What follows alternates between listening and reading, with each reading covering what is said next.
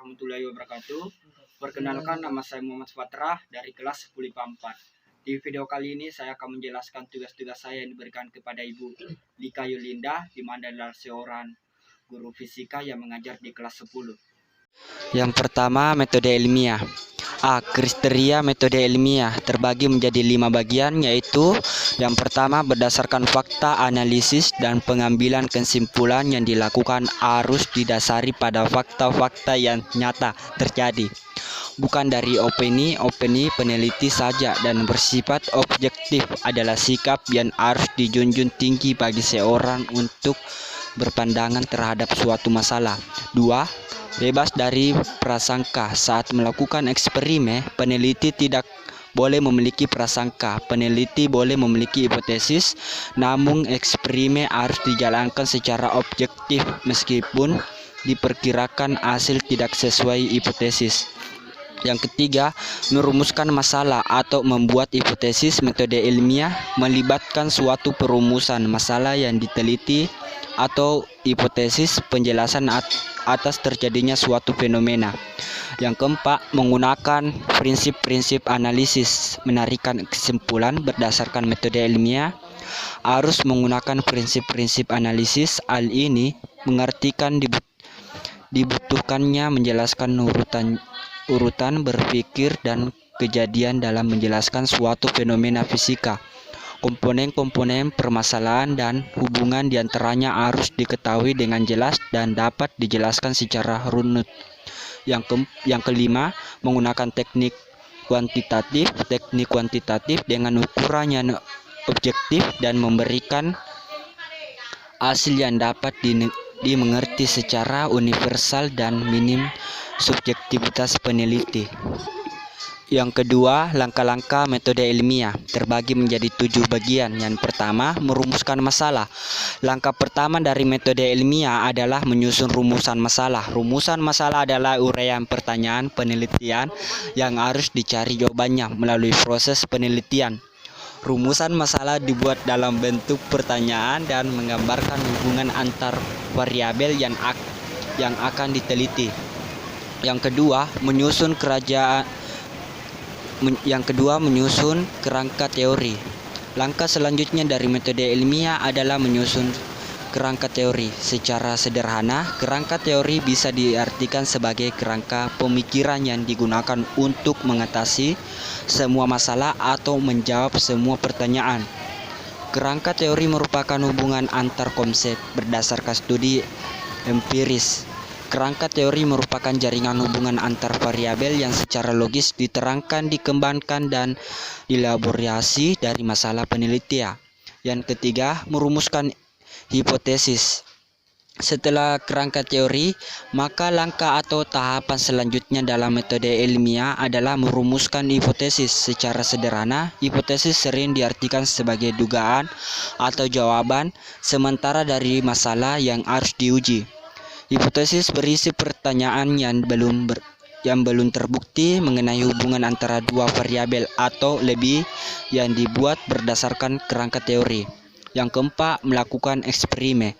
Setelah hipotesis, langkah atau tahapan selanjutnya dalam metode ilmiah adalah melakukan eksperimen. Secara sederhana, eksperimen bisa diartikan sebagai sekumpulan pengujian terhadap variabel bebas. Tujuan dari eksperimen adalah menyelesaikan suatu permasalahan atau membuktikan suatu hipotesis yang ada. Eksperimen merupakan alat terkuat di dalam perangkat ilmiah untuk menguji suatu hipotesis. Yang kelima, mengelola dan menganalisis data.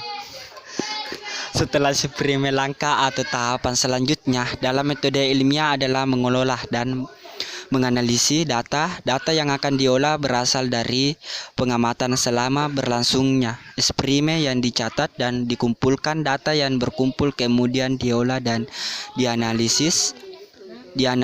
Data adalah kegiatan mengatur, mengurutkan, mengelompokkan, memberi kode atau tanda dan mengategorikan data sehingga dapat ditemukan dan dirumuskan hipotesis kerja berdasarkan data tersebut. Yang keenam, menarik kesimpulan setelah mengelola dan menganalisis data. Langkah atau tahapan selanjutnya dalam metode ilmiah adalah menarik kesimpulan. Secara sederhana, kesimpulan sering diartikan sebagai ringkasan dari hasil percobaan yang telah dilakukan dalam pengertian yang lain. Kesimpulan adalah pernyataan singkat, jelas, dan sistematis dari keseluruhan hasil analisis, pembahasan, dan pengujian hipotesis dalam sebuah penelitian. Yang ketujuh, mempublikasikan hasil. Langkah atau tahapan terakhir dalam metode ilmiah adalah mempublikasikan hasil. Hasil penelitian dapat dipublikasikan dalam bentuk karya ilmiah seperti jurnal ilmiah, buku, diseminarkan di depan media dan publik. Yang ketiga, C. Sikap ilmiah. Sikap ilmiah terbagi menjadi 10 bagian. Yang pertama, mampu membedakan opini dan fakta. Opini adalah pendapat umum atau pribadi yang belum teruji kebenarannya melalui suatu penelitian, sementara itu fakta merupakan hasil suatu penelitian dan kebenarannya sudah teruji. 2. Selalu ingin tahu. Seseorang yang mempunyai sifat selalu ingin tahu biasanya banyak bertanya. Keingintahuan dan minat atas segala sesuatu merupakan salah satu dasar ketemukannya konsep, teori, dan hukum dalam bidang sains. Yang ketiga, berani mencoba. Rasa ingin tahu tentang sesuatu tidak akan pernah terwujud tanpa keberanian untuk mencoba. Kita harus berani mencoba untuk mencari jawaban atas berbagai pertanyaan yang ada di pikiran kita. Yang keempat, jujur dan teliti dalam mencetak dan mengelola data. Seorang penelitian atau ilmuwan harus jujur dalam mengambil dan mengelola data. Tidak boleh terjadi pemalsuan, manipulasi dalam pengambilan data meskipun hasil tidak sesuai dengan keinginannya. Yang kelima, terbuka dan fleksibel. Seorang penelitian harus dapat berterus terang, berpikir positif, dan bersedia mendengar dan menerima pendapat orang lain. Kriteria, saran, dan masukan dapat membuat hasil penelitian menjadi lebih baik.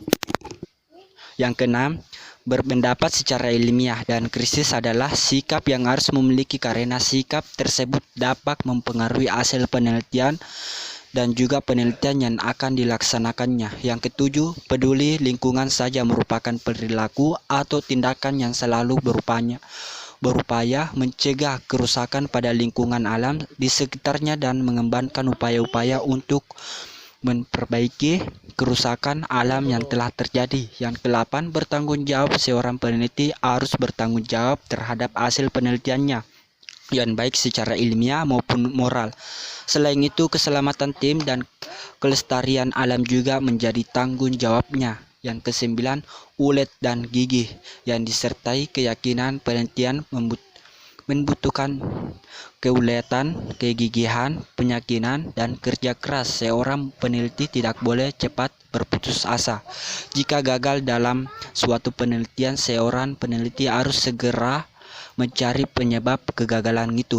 Yang ke-10, bekerja sama dalam tim. Seseorang penelitian selalu membutuhkan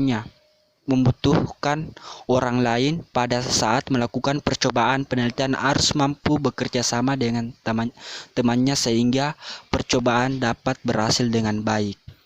Dan soal yang kedua, jelaskan pengertian keselamatan kerja. Keselamatan kerja merupakan sebuah yang ada pada ilmu dan penerapannya untuk mencegah terjadinya suatu kejadian seperti kecelakaan, penyakit, dan terjadi akibat kejadian di tempat kerja, kebakaran, pencemaran lingkungan, dan lain sebagainya yang menyangkut kejadian di tempat kerja. Jika ada kesalahan dimaafkan. Saya akhiri. Assalamualaikum warahmatullahi wabarakatuh.